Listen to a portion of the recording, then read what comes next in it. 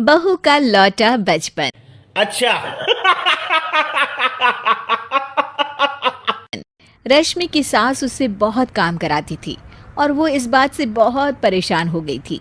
एक दिन सास कहती है, बहू, रसोई का काम खत्म हो जाए तो मेरे कमरे में आ जाना, कमरे की सफाई करनी है।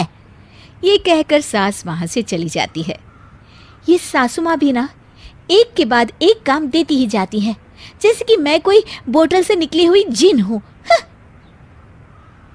रश्मि अपनी सास के कमरे में जाती है और स्टूल पर चढ़कर अलमारी से सामान निकाल रही होती है। अरे बहू, संभाल कर, मेरा सामान तोड़ मत दियो। वाह, इन्हें अपनी बहू की कोई चिंता नहीं है, सामान की पड़ी है कि वो ना टूट जाए। अब तो इनका सामान तोड़ना ही पड़ेगा।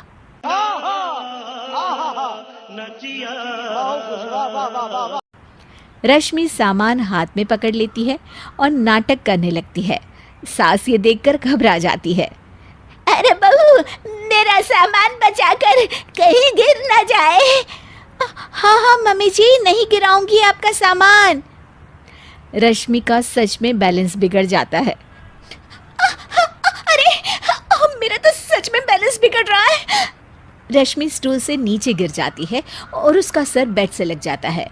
रश्मि के सर में दर्द हो रहा होता है। वो बेहोश नहीं हुई होती है, लेकिन वो आंखें मूंद कर पड़ी रहती है। ये देखकर उसकी सास घबरा जाती है।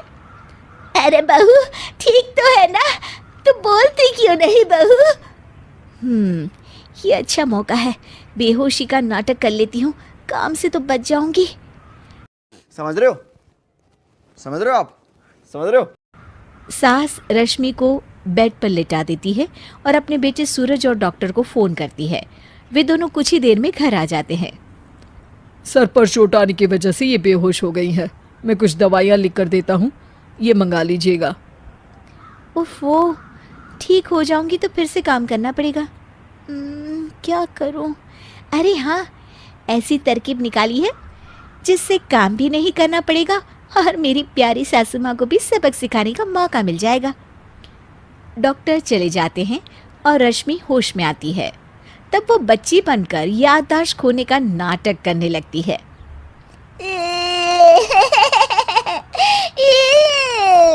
और अभी तो रुको, क्लाइमैक्स अभी बाकी है। अरे बेटा, ये बच्चे के रोने की आवाज कहाँ से आ रही है? हाँ माँ, मैंने भी आवाज़ सुनी। फिर से रोने की आवाज़ आती है। अरे ये तो मेरे कमरे से आ रही है। वो दोनों कमरे में आते हैं तो रश्मि रो रही होती है और बच्चों की तरह हरकतें कर रही होती है। दोनों उसे देखकर हैरान रह जाते हैं। मेरे मम्मी जी पापा कहाँ है? मुझे आइसक्रीम खानी है।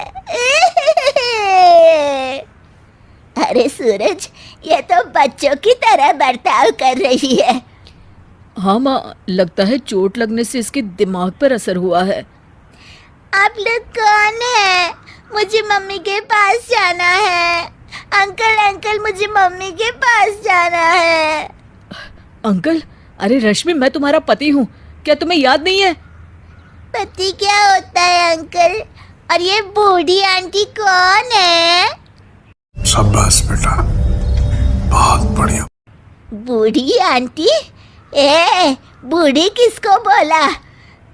बूढ़ी को बूढ़ी नहीं बोलूंगी तो क्या बोलूंगी? तुझे तो अभी बताती हूँ मैं। बूढ़ी आंटी, गंदी बूढ़ी आंटी, गंदी बूढ़ी आंटी। मैं कल ही डॉक्टर के पास लेकर जाता हूँ रश्मि को। अगले दिन सुबह रश्मि की सास सारा काम खुद करती है और ये देखकर रश्मि को बड़ा मजा आ रहा होता है। देखा आपने लापरवाही का नतीजा है। अरे वाह, इस नाटक में तो बड़ा ही मजा आ रहा है। चलो थोड़ी और सेवा करवाते हैं सासू माँ से। आंटी, मुझे ना भूख लगी है। अरे इतनी देर से मेरा सर खा रही है, तेरी भूख नहीं मिटी। अब क्या खाना है तुझे? मुझे चॉकलेट शेक पीना है। अरे मुझे नहीं आता चॉकलेट वॉकलेट शेक बनाना।